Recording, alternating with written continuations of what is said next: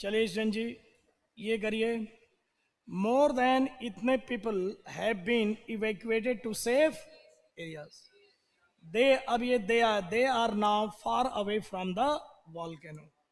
The volcano is expected to erupt with, ये the volcano आ रहा है।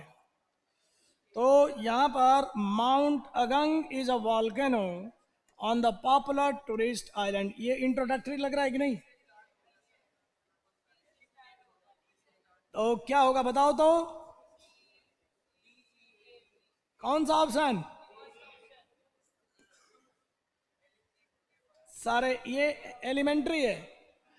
अब यहां पर जब वॉल्केनो वॉल्केनो अनजाना था, अब ये क्या बन गया? The volcano. और ये दे है प्रोनाउन पीपल के लिए। कितना सही है। तो यही तो देखना है, डिटर्मिनर और प्रोनाउन देखकर अपने जिंदगी में धन्यता लानी है। 10 सेकंड भी नहीं लगा।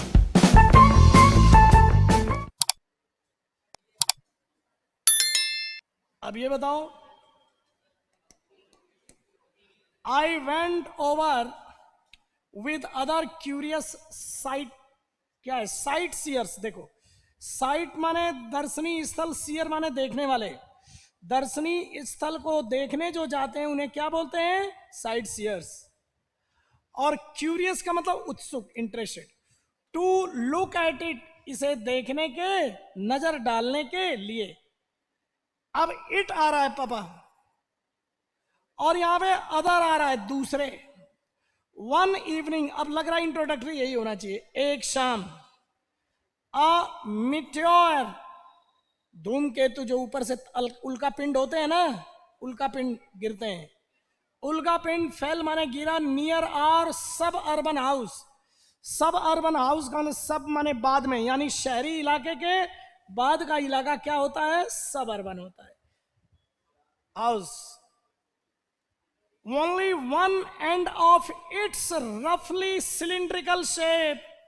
किसका शेप था? उस मेट्रोर का।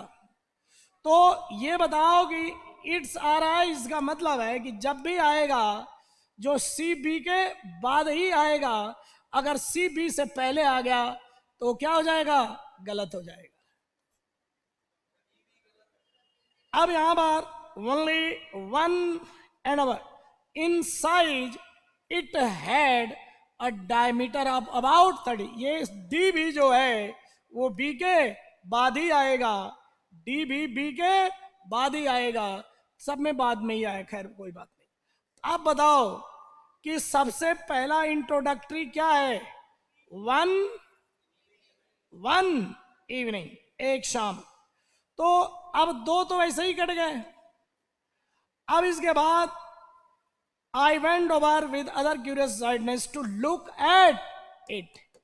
अब इसे देखने के लिए जब जाएगा तभी तो पता चलेगा उसका डायमीटर और उसका साइज। जाएगा देखेगा तभी तो पता चलेगा। तो ये कैसे पता चलेगा? Sequence of event. Sequence of event, ये कॉमन सेंस से पता करना पड़ेगा। ऑफिसर बनना है तो देखो कि पहले जाएगा तभी तो देखेगा ना। तो इसलिए मेरे भाइयों, बी के बाद ए और फिर सी और डी, बस।